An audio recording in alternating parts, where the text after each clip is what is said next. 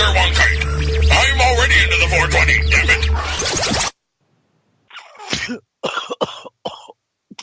Mother.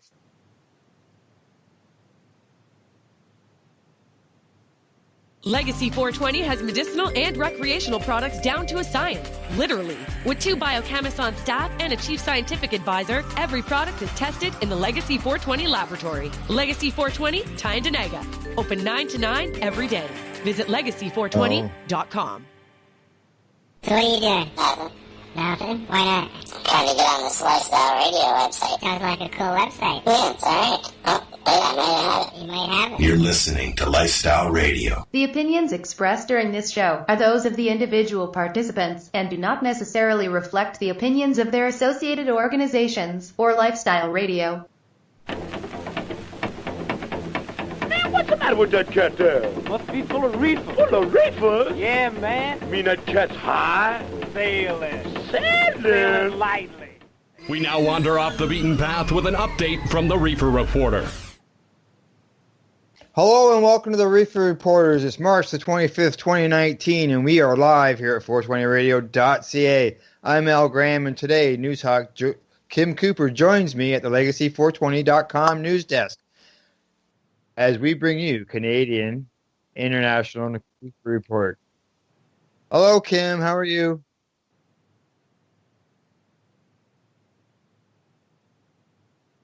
Oh, looks like I've lost Kim. Oh. We will work on getting Kim back. But in the meantime, we'll get started on the news. All right, first off, cannabis edibles will soon be taxed on how high they get you. That's right. They're not taxing you. They're not going to tax you on the product you're buying, but it just depends on how much THC is in there. Cannabis edibles, oils, and concentrates will be taxed based on the quality of or quantity of THC that is within the product. The Liberal government says that the new rules are meant to simplify how these taxes are calculated and ease the compliance for the issues for the producers that have been encountered with respect to these oils and stuff. So I don't know. It just doesn't make sense to me that they're going to ding people with higher THC products with higher taxes. Yet they're only allowing 10 milligrams of THC to be in the product. It just doesn't make sense to me. So, as we know, dry cannabis flower and that are taxed at 10% at $1 per gram, depending on how much you buy, so on and so forth. But it looks like on this new 2019 budget. Oh, Kim, you there now? No, not yet. I thought I heard her voice. Just heard a noise. All right. Let's see. The government is proposing a THC-based excise tax be 1% per milligram of total THC. That means products containing CBD, the psychoactive, non-psychoactive part of the plant, obviously, won't be taxed. Anything that's real low won't have that tax on it. Let's see what else they're saying here. They say that the current excise tax revenue is split between the federal government and the provinces, and the one collects 25% while the other collects 75%, and the new THC-based duty rate will be distributed in that same ratio between the provinces and the federal government. Let's see what else. Currently, only physical cannabis products that have a DIN number are exempt from taxes, but I didn't realize that there are pharmaceutical or cannabis products with DIN numbers. They keep telling us that the DIN number, and that's why patients don't receive one, can't get coverage for benefits, so on and so forth. It just, I don't know. It doesn't make sense to me. And, here we are yet again adding more tax on our product. And I know it's not supposed to be for medical people, but that's going to happen.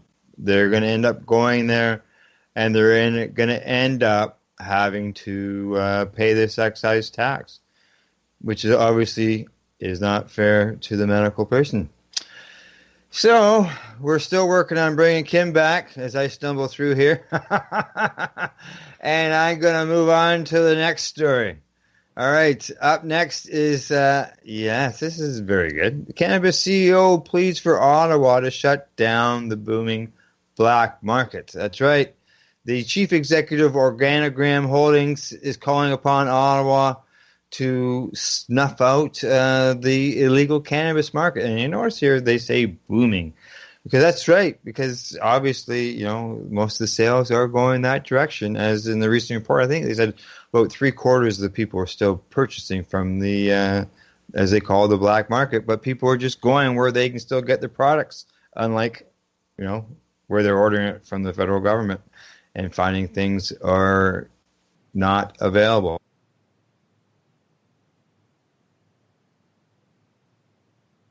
Huge challenges in luring buyers away from the black market sellers, and they're offering prohibitive perks at the same, such as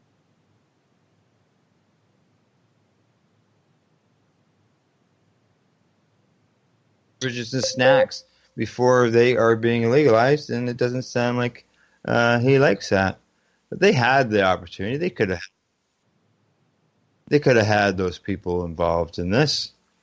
You know, there's no reason for it whatsoever.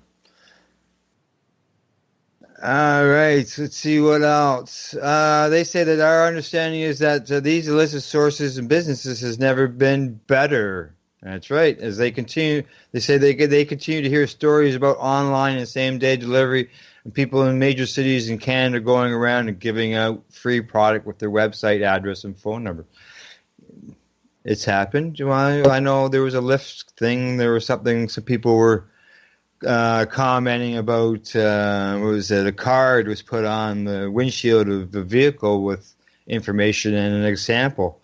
It ended up not being those people, but you know it is happening, and they're just obviously the CEO here at Organogram is getting upset because they are being restricted to what they're allowed to do, but yet the people who have been doing it for years are getting away with it. And hey, which story are we on? Which story we're on? You're back. Hey, where'd you go? I'm stumbling through the second one. You're stumbling through so I missed the edibles. Okay, the CEO guy. Okay. I mean, this is just too much on the whole. I mean, this is the CEO of a company. I don't even know what you've covered already because I was in cyberspace. But I mean, this guy is the head of the company that is a class action lawsuit against them for poisoning patients, knowingly poisoning patients. They literally went to the lengths of hiding the banned product in the ceiling tiles when they knew the inspectors were coming. This is part of the allegations put forth by the class action lawsuit that's pending. And this is information coming forward from a former employee that was fired for coming forward. So, I mean, how can he be asking for crackdowns and sticking to the rules? I mean, isn't that the pot calling the kettle black? Oh, he's also complaining about the lack of enforcement. Yeah, lack of enforcement. So does he want more inspectors on his property, I wonder? I don't think so. I don't think he wants anybody crawling through any attics or anything. You know, and I think that's the key thing, is his key words is that he wants more enforcement on this and only this. He doesn't want more enforcement on inspections. He doesn't want more enforcement on testing. He doesn't want more enforcement on the LPs. No. He wants more enforcement on the people he's in competition with and that he's losing to. That's right. And he's blaming it all on enforcement. You know what? Maybe it has something to do with the fact that your product poisoned patients. That's why you're losing stock market value. That's why you're losing customer shareholder base. It's as simple as that. They don't want your poison. No, they don't want, obviously the product that has is before the courts right now. That's right. Obviously, people are very disappointed in the way everything rolled out from supply issues to here in Ontario. We're still a week away from getting our first store. Yeah, that's right. That's right. The entire country is leaps and bounds ahead of us. And then you look at the places like the United States and some of the stories we cover down there. They're eons and a millennia ahead of us, and their country as a whole, it's illegal. So, I mean, the whole system is backwards. Yeah. Oh, before we go to our next story, did you want to chime in on that tax issue with the higher taxes on higher CBD? The way they're taxing this is just absolutely redonkulous, and they've not left room anywhere for patients. The levels that they're putting on the new edibles and extract market, patients would have to eat a case of brownies to get the one dose that we get today in our medicine that is available in the gray market and the private market today. There's no way in hell the new edibles market is going to be anywhere near substantial enough for patients. There has to be a separate regime for patient medication. If they want to have a low dose on the market for rec and for public use only, that's fine. But then a separate regime has to be created for patients with higher dose levels that don't have these ridiculous maximums that aren't going to do anything to treat the conditions that we're currently treating. And they've also got to be taxed free. No other medicine on the Canadian market is taxed. Canadians are paying taxes, not only regular taxes, but excise tax on medicine because it's cannabis. That's got to end, and there has to be something done about that ASAP. Yeah, exactly. And as they mentioned here, they mentioned a DIN number in that story as well. Currently, only pharmaceuticals. Oh, okay, yeah. That's what gets back to what you're talking about, DIN number and exempt from taxes. Yeah. That's right. And that's crap that they need a DIN numbers because insurance companies are currently providing coverage. So if they're able to do it, then everybody can. Yep. Yeah, exactly. Okay. Well, we've gone from taxes to Organigram wanting to shut down licensed or dispensaries. And now we're going to move on to cannabis growth and a hemp company. Yeah, Canopy Growth is extending their tentacles once again. They are down extending in the U.S. market, and they're getting involved in hemp. Of course, because of the way legalization was rolled out in Canada, LPs are basically saying that they have proprietary ownership over even hemp-derived CBD or cannabinoid properties that are provided as a medicine for pain relief or for anything. So if you've got a hemp-derived CBD product, LP claims ownership of that. You're not allowed to sell it. It can only be sold by an LP because they own all of the cannabis industry. So they're getting into hemp down in the United States. And that's going to help them stock their shelves with CBD products that they're now going to be able to extract from the hemp down there. Wow, I'm doing a presentation tomorrow, and I have this some of my work here in front of me, and they talk about hemp from the CBD from the hemp plant, and they say here on one part, unfortunately, good quality CBD works. Okay, no, wrong spot. They talk about this. With the resins and stuff, it's not the same. The strengths and everything in there is different. It's not the same. It will provide some medicinal properties and aspects for some conditions, but not overall. Like if you're looking for the ingestible CBD for stuff like seizure control and that kind of thing, the hemp stuff isn't going to do it. No. It might help with a bit of anti-inflammatory properties and stuff like that, but it's nowhere near the strength, and it doesn't have the same cannabinoid makeup that cannabis CBD has. It's a different plant. And some products, when you actually read the label, make sure you read the label because it'll say hemp seed oil in it. And there's CBD in hemp seed oil. There's no CBD in hemp seed oil. That's strictly the oil byproducts. There's very few cannabinoids in there, and the ones that are in there are minimal. Yeah, and it's a lot of good fatty acids and stuff like that. Oh yeah, there's other Yeah. things, elements that are good for you, but not necessarily on the cannabinoid scale. These are all other elements that you can use to replace stuff like canola oil and other oils that you would use on a regular basis. It's great to replace with hemp seed oil, and adding it into your diet has great properties, but not for the cannabinoid properties. No, yeah. You get the proper stuff from cannabis. Right. That's right. All right, on to our next story as we get things straightened around here. Okay, I see here the Mounties are seeing a small number of blood samples, much smaller number of blood samples than expected when it comes to impaired driving. Yeah, they were expecting an overwhelming amount of toxicology reports to be coming back from forensics unit to hold up in court. And it's not working out for them. They were hell-bent set that they're testing for roadside testing. I mean, let's face it, all of these forensic lab reports that come back, most of them are put forth because they've put a charge on somebody using either the Drager 5000 or their DRE. And they've deemed somebody impaired by cannabis. Follow-up lab testing is done to prove they were correct. And it's not happening.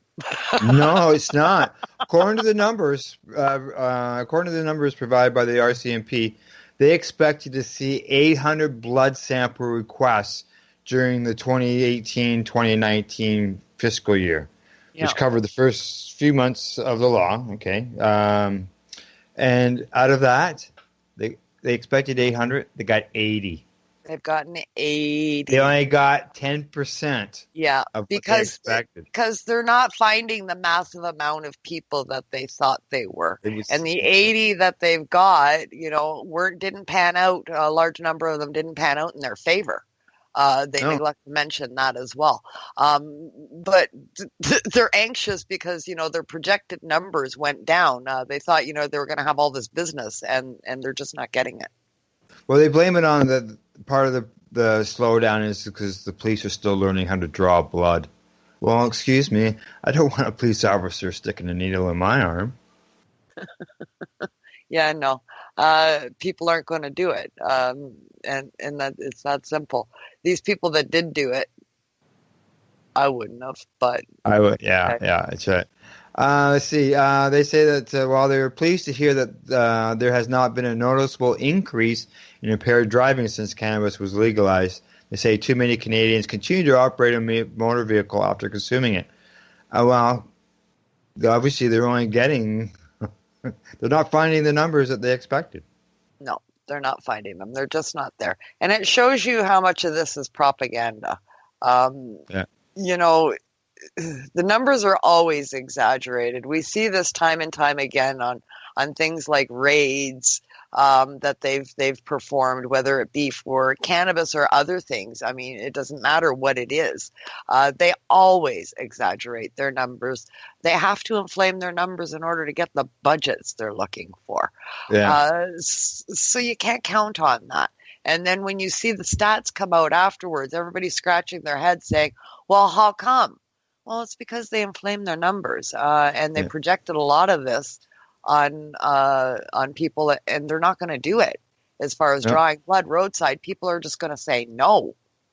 Well, they say that they based their numbers on experience in the UK. They said that country saw a 12-fold increase in fluid samples submitted to toxicology analysts after some training for the police officers on how to recognize. 12 times. The UK is a different place altogether, though, and they also have very, very high-tech watch systems there. I mean, you can't go anywhere in the UK without being on camera. Yeah, well, the RCMP expect the numbers to increase here in Canada over time, but we'll see what happens. We'll see what happens. I think this is going to be wind up meeting with a court challenge in the future. Oh, yeah. It's definitely unconstitutional for any officer to be drawing blood. And yeah, a fight would ensue, and there'd wind up being more charges laid because there's no way they're getting it out of me. No. Okay, let's move on to our last story before break. All right, sounds good. Legal pot seems to cost almost 50% more than illicit cannabis, according to StatsCan. And first legal pot shops won't slow down, and a robust market seems to be ahead. That's right. Industry experts are warning that growing pains, with the first, we're just rolling out stores here in Ontario, that they don't expect. I don't think they're all of a sudden people aren't going to run to these stores. No, we're not going to see it happen in Ontario. We didn't see it unfold like that anywhere else across North America or Europe. Take your pick where legalization has happened, and you're not seeing droves of new people. And that's what I keep drilling into people's head. This isn't a brand new product. This isn't a brand new drug coming onto the market. This is something that's been around for eons, forever since the dawn of time. And people that consume it are the ones that consume it now. There's another report out recently that I read that said there's an increase in Canada overall since legalization. New consumers, first-time triers, is being put at around between 3 and 5% as an increase. That's not a big increase. Well, according to Rod Elliott, he's the Vice President of Global Public Affairs, he says cannabis consumers are like people who purchase any other product. If they think they can get a cheaper deal more conveniently, they're going to go with the illegal seller. And that's absolutely right. He's right. He's predicting that the Ontario's robust illegal market will continue into the foreseeable future.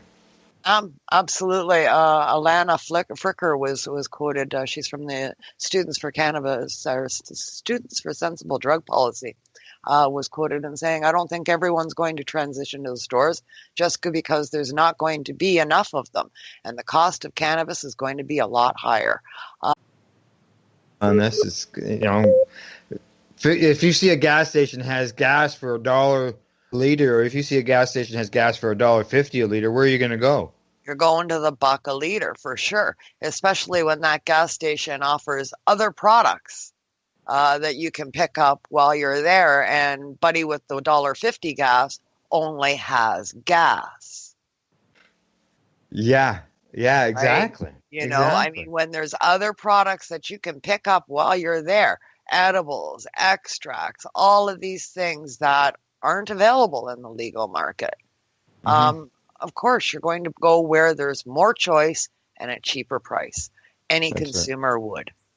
Yeah. As Mr. Elliott says here, he notes that established sellers on the illicit market have already ironed out their supply chain issues. They also have an established base of customers and practically no overhead costs compared to the businesses that are starting out.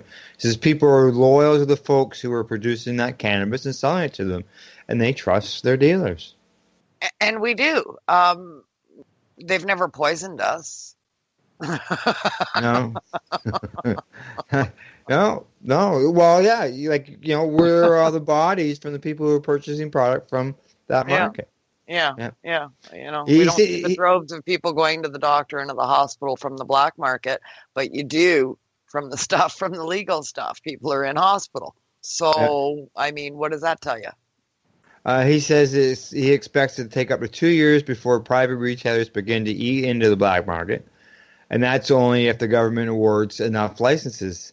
And that includes, he says, we probably need hundreds, if not maybe even 1,000 more stores in Ontario if we're ever going to get people purchasing legally the way the government intends.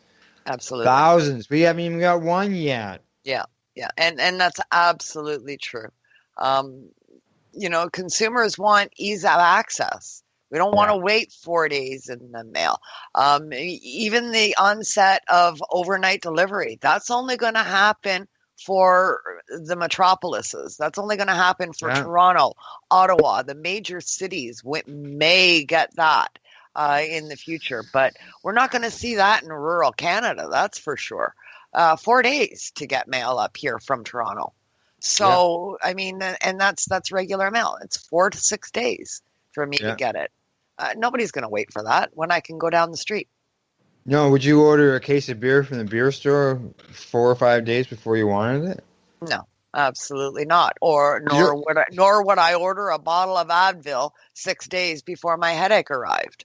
That's true. So, how? I mean, no. Yeah, that's it, exactly. Okay, Kim, time for us to take a break. Medication time. Sounds good to me. Yeah, need some after that.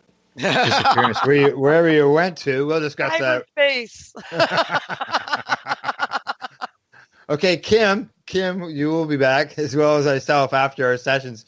Meanwhile, our listeners will hear a WCCO News 4 report from Minnesota, and then we're going to come back when you hear Getting High with Brandy Clark.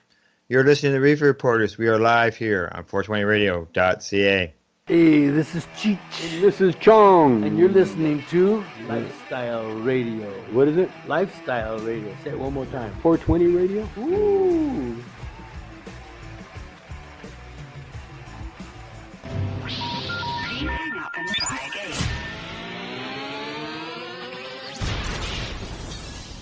You're listening to Lifestyle Radio. I would call myself a cannabis entrepreneur. I obviously work within what is considered the black market. We agreed to call him Marcus. He has been wholesaling weed in Ontario for a decade, illegally, and he doesn't intend to stop. Never in my life have I ever gone into an alley or, the stereotypical image of stuff like that, too. It's not a bad life.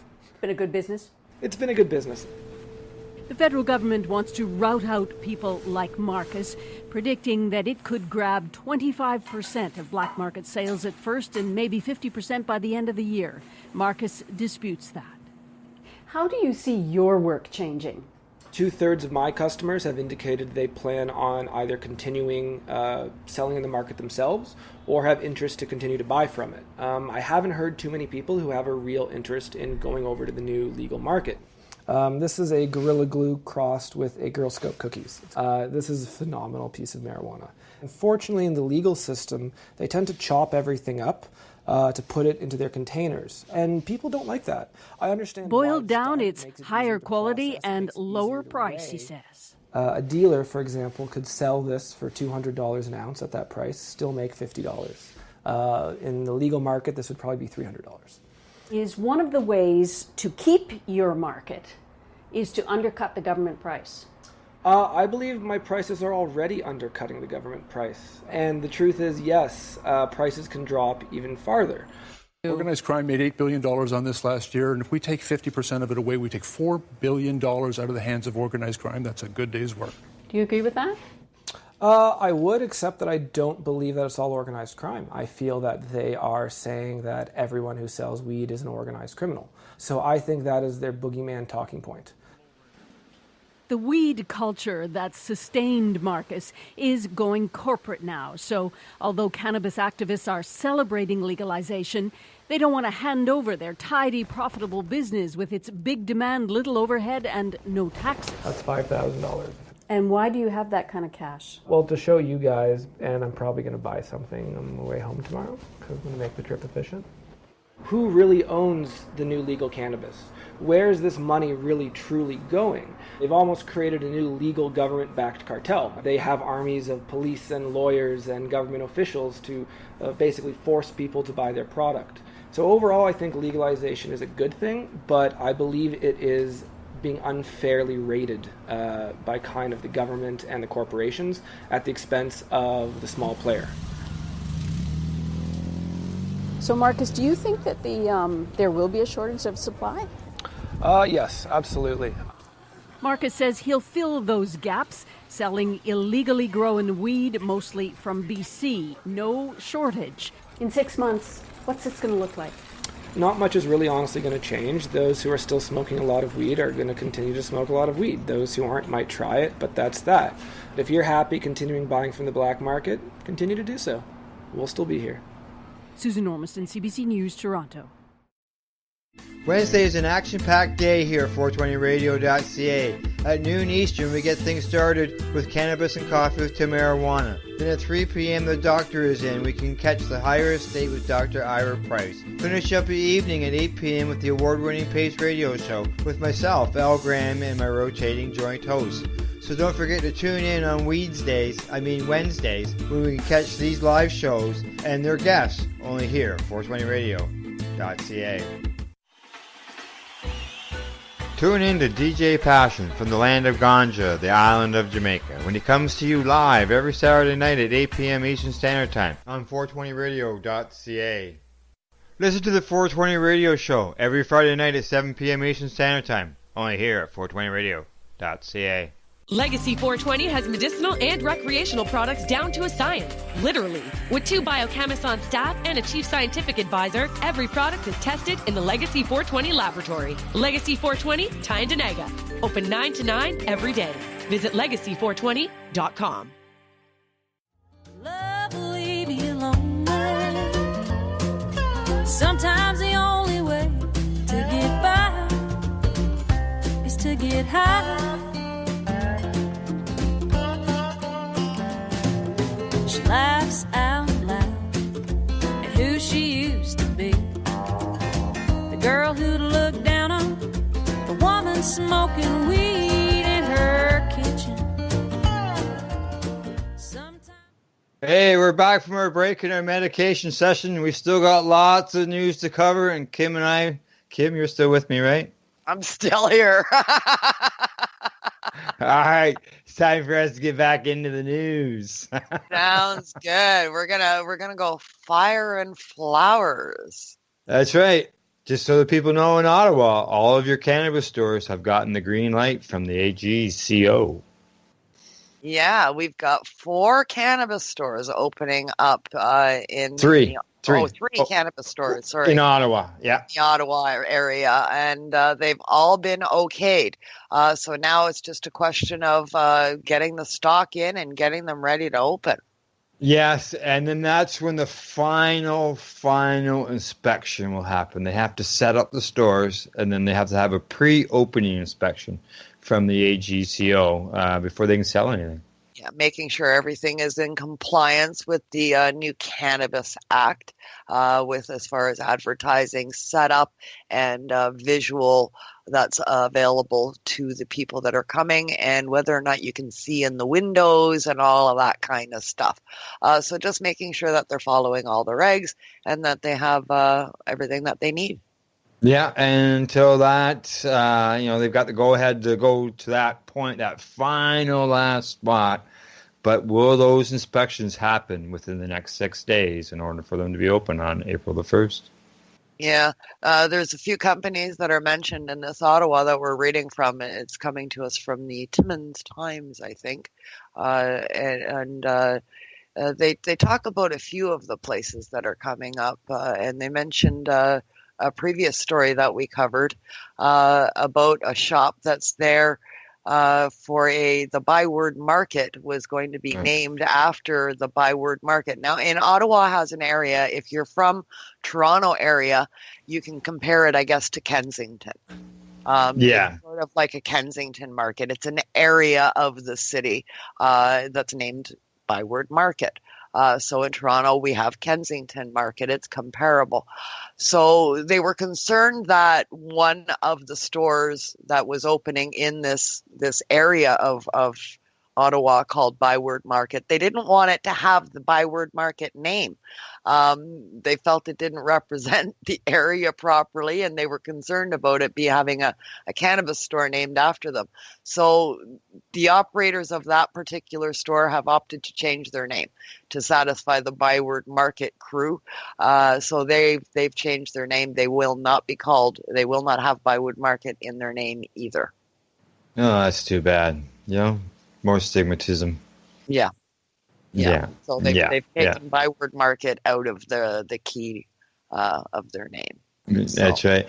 Now, Ottawa is not the only place that's looking like they may have some stores open. Yeah, Toronto's got announced their very first store open in downtown. A lot of controversy over this one. Yeah, yeah. I was thinking about going to Sudbury myself.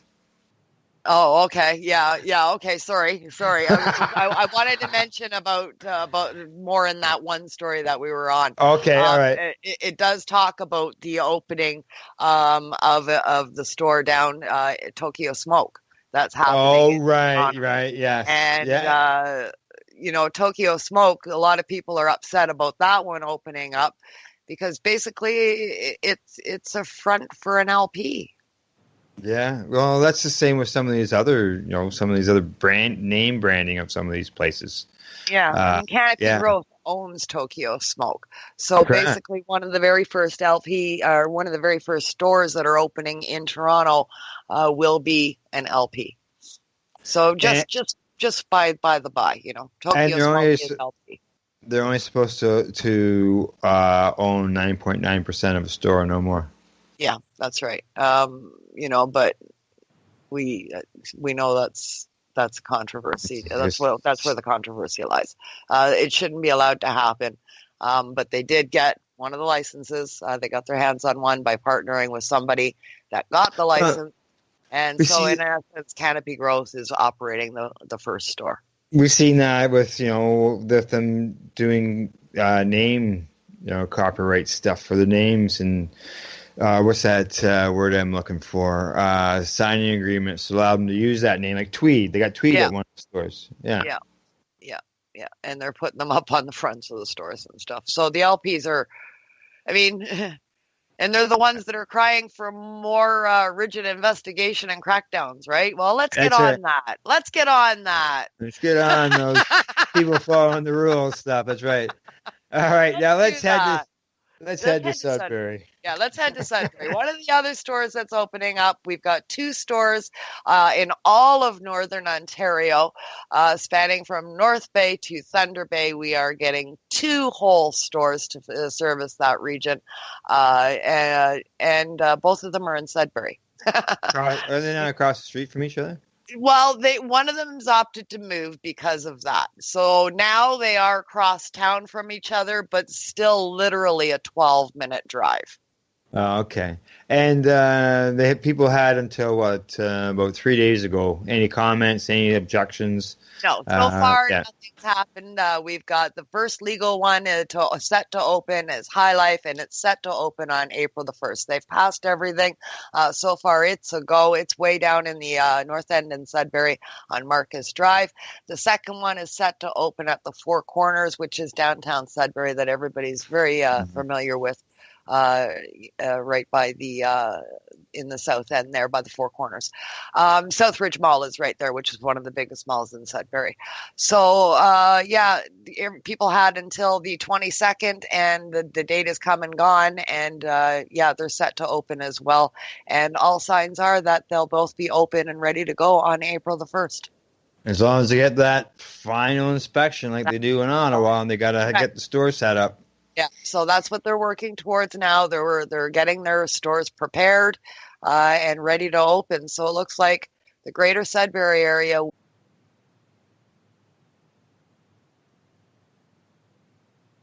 the table about this very issue.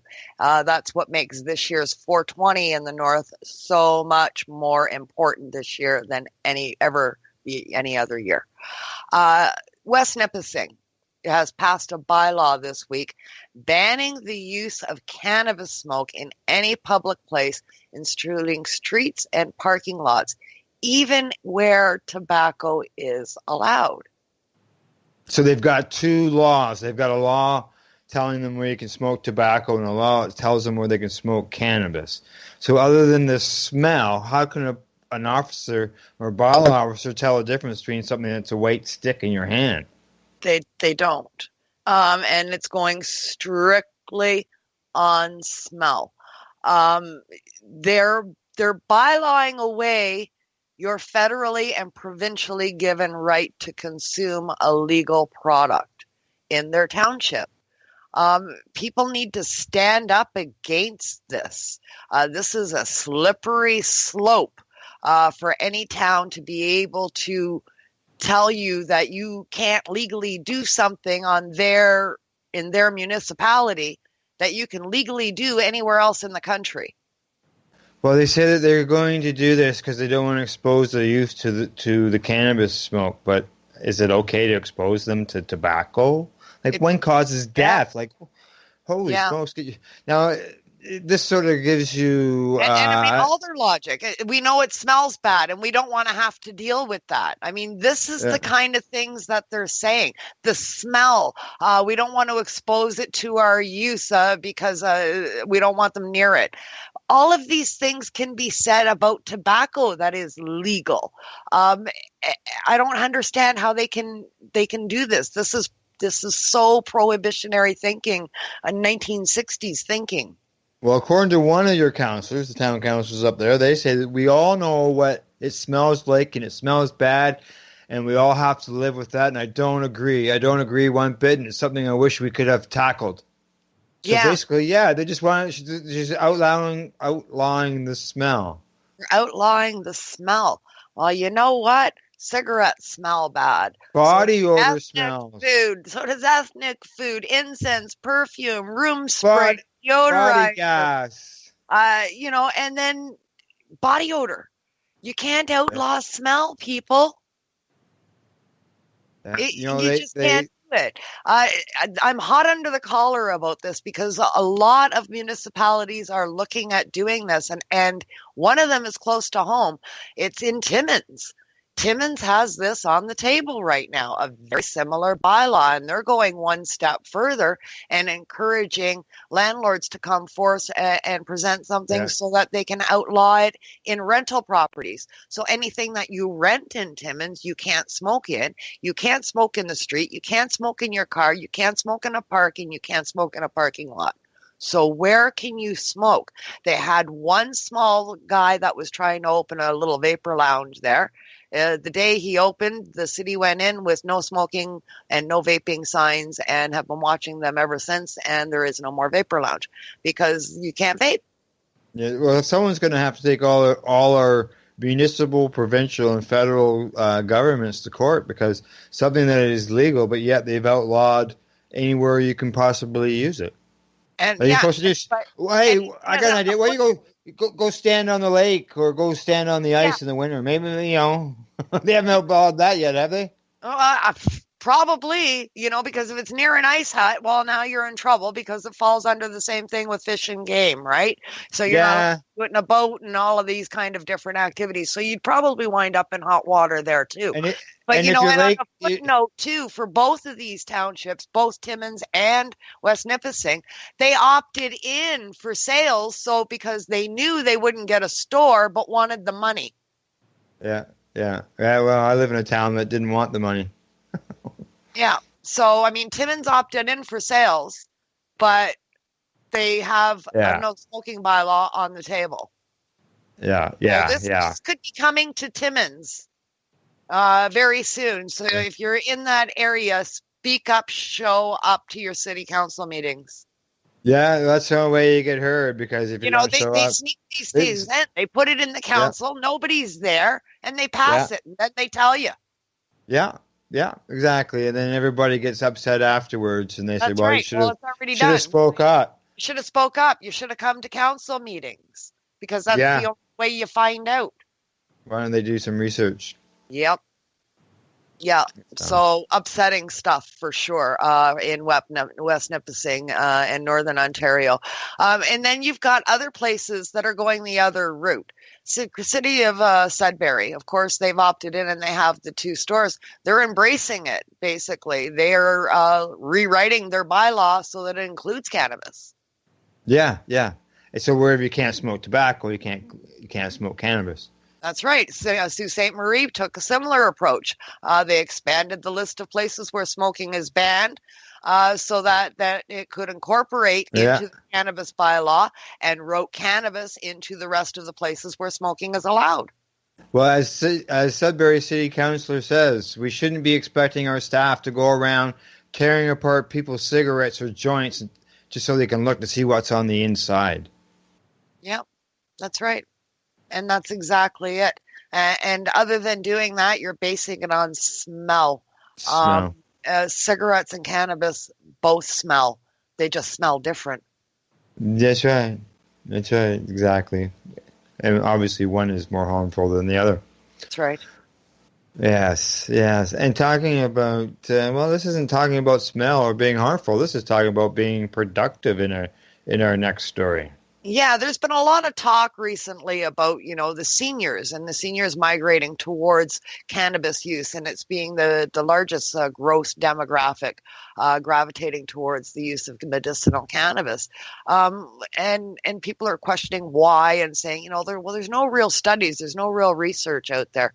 Well, there sure is, and there's a new one out, actually, and it's saying seniors are far more productive that are using cannabis. Yeah, they say in states where medical cannabis is legal, researchers reported a reduction of pain and an increase in worked hours by residents older than 51 who use cannabis as a medication. The study was titled "The Effect of Medical Marijuana Laws on Health and Labor Supply" and appeared in the spring issue of Journal of Policy Analysis and Management. And it suggests that medical marijuana laws may improve the health and employment prospects of older Americans. There you go. Things are looking up. You want studies? They are there, and they're more and more being conducted all the time. Among those who had health conditions that would qualify for medical marijuana in their home state, 4.8% decrease reported in pain, and 6.86% increase reported in very good or excellent health. We're seeing responses from 100,000 people that were surveyed older than 51. So this wasn't obviously a survey that was done on like 1,000 people or 200 people. No, 100,000 is a significant amount of people. That's right. It's a good chunk of people. All of the data points to productivity.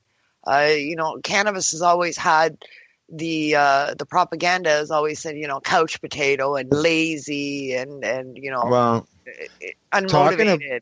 That's not the case. No, talking about that, the study suggests that the potential negative effects of medical marijuana may have on worker productivity are outweighed by the increased capacity of those under such treatment to work. Yeah. People, they found medical marijuana leads to increases in full-time work. So anywhere that they have medical cannabis laws in the United States, employment stats went up. Like people were more employed. There was less unemployment in those states. More people were ready to work. People aren't dealing with pain issues. That's right. They're taking medication. They can get up. People are more apt to be able to get to work. That's work right. longer in life as well. So, right. And as it says, they're becoming older. People are becoming more product. Their productivity is improving. They're getting more active and getting more involved in things, which relates to our final story of this segment, and that is the bingo hall. What's going on in the bingo hall? This is great. There's a group of seniors, a bunch of white-haired folks, and some of them even pushing walkers, others carrying canes. They go to Laguna Woods Village, an upscale retirement community in Southern California, and they enjoy a day of bingo. But it's a bingo bud and bloom. Yes, that's right. They have cannabis and bingo in the same place, available. Same place. Yeah, that's right. They play a few games of bingo and selecting the next month's supply of cannabis infused products. They say it's like the ultimate senior experience, laughs a 76-year-old retired beauty products distributor by the name of Ron Atkins. Yeah. And, so they're not sitting there smoking doobies.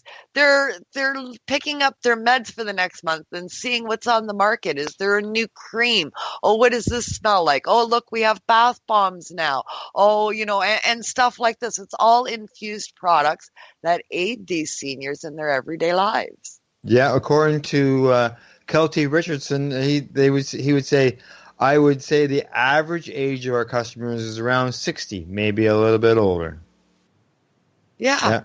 That's amazing. There's a medical doctor involved, Dr. Joseph Cohen. He conducts Cannabis 101 seminars at the nearby Balfour Senior Living Center. And residents that want to know what strains are best for easing arthritic pain and sleep. And he comes there and he speaks to them and he lets them know and walks them through it. Yeah. At the Bud and Bloom, the winners of the bingo games take home new vape pens. Although the example of this fellow, he doesn't understand what vape pens are all about. But, hey, they are something that person can win while they're there. Yeah. They get a hold of a vape pen, so they get to try new products through this bingo game. And it makes it a little bit more exciting for them. I mean, they're using it for all kinds of things, from depression to arthritis, and it's getting them out. They're getting an education, they're having some fun, and they're going home with some natural medicine that are giving these people back their lives and getting them off of heavy, harsh pharmaceuticals. Yes, exactly. Well, they say that the 50 people are on that bus, and they go in, and they check out all the available products, from everything from gel caps to drops to cannabis-infused drinks, not to mention, cannabis itself. And it's good to see. There's one lady here that talk about she leans on a cane, and she's purchasing a package of gummy bears. So she says it helps her with her arthritic pain. She says, I don't like to take I don't like to take opioids. She this says, is a 70 years old. Yeah. Amazing. I mean, these are people well up in their years, and they deserve this. They deserve to have a sustained life without the harsh side effects of opiates that keeps them in bed. Yeah, exactly. And this is getting them up and out. They're going to bingo. They're becoming more productive. That's right. Yeah. That's right. So I mean, the stats are there. People say there's no proof, there's no evidence, there's no research, there's no science. Look at life. That's the science right there. Yeah. If you look at people in everyday life, there's all the data you need is right there. Yeah, exactly.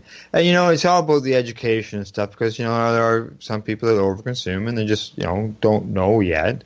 And by going and get some education in a place like this, it allows them to know how to take their medication properly. So absolutely, great thing going on. Glad to see that these people have put this together, and the doctor comes and helps and walks these people through it. And amazing turnout for these kind of events down there. I hope to see it grow. Yeah, exactly. It'd be nice to see it spread around the countries. Yes. Countries. That's right. Okay, Kim, it's medication time again. Sounds good to me. All righty. Well, we're taking our break. Our listeners are going to hear a CBC report about black market cannabis seller. He's going to tell us how he sees things. And then we're going to hear a little bit more about getting high with Brandy Clark. Kim and I will be right back after the break. You're listening to the Reefer Reporters. We are live here at 420radio.ca. So what are you doing? Nothing. Why not? Trying to get on this Lifestyle Radio website. Sounds like a cool website. Yeah, it's alright. Oh, wait, I might have it. You might have it. You're listening to Lifestyle Radio.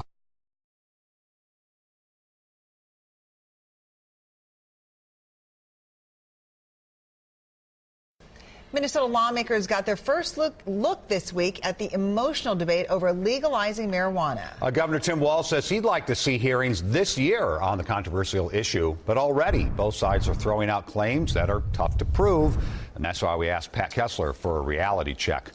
Good evening, Pat. Hey, Frank. Yeah, it is way too soon. Nobody knows for sure whether Minnesota will join 10 other states to legalize recreational marijuana, but there is one thing we do know. A lot of the arguments are coming here. They're getting very loud, very divisive, pro and con. Those arguments coming right here. Are you kidding me? A shouting match erupted at Minnesota's first marijuana press conference, highlighting deep differences and some hard truths. And about 500 people per year have been going to prison in Minnesota by Minnesota courts for marijuana crimes. This is true. The Minnesota Sentencing Guidelines Commission reports 487 people were sentenced in 2018 for serious marijuana crimes. Good morning, everybody. Here's a claim from opponents. Other states are decriminalizing but not legalizing. And people are very for decriminalization, but when it comes to commercialization, that's another matter altogether. That's true. 10 states legalized marijuana, 13 states decriminalized but did not legalize. In Colorado, the Department of Justice said it's too early to draw any conclusions, but it reports marijuana use is up, pot arrests are down, and marijuana driving violations are up. One fact is consistent. Marijuana makes money. Colorado took in $266 million in pot revenue last year, and almost $1 billion since 2014. Now, Minnesota's new governor, Tim Walz, does support legalizing the recreational use of marijuana. And this week, he called for hearings. He says they should begin this year. But that does not mean there's going to be a vote on this recreational marijuana this year. And I'd be very surprised if something like this passes during the 2019 session. More likely later. A lot of study, a lot of debate, but no vote quite yet. Oh, interesting. All right, Pat Kessler, live at the Capitol. Thank you. Legacy 420 has medicinal and recreational products down to a science, literally. With 2 biochemists on staff and a chief scientific advisor, every product is tested in the Legacy 420 laboratory. Legacy 420, Tyndonega. Open 9 to 9 every day. Visit legacy420.com. Wednesday is an action-packed day here at 420radio.ca. At noon Eastern, we get things started with Cannabis and Coffee with Marijuana. Then at 3 p.m., the doctor is in. We can catch the Higher Estate with Dr. Ira Price. Finish up the evening at 8 p.m. with the award-winning Pace Radio Show with myself, Al Graham, and my rotating joint hosts. So don't forget to tune in on Wednesdays, when we can catch these live shows and their guests only here at 420radio.ca. Listen to the 420 Radio Show every Friday night at 7 p.m. Eastern Standard Time, only here at 420radio.ca. Tune in to DJ Passion from the land of Ganja, the island of Jamaica, when he comes to you live every Saturday night at 8 p.m. Eastern Standard Time on 420radio.ca. Smoke so sweet fills the air. She maybe ought to crack a window. All she can do is stare at the paint that's been peeling off of the walls. A couple of tokes and her troubles don't seem all that tall.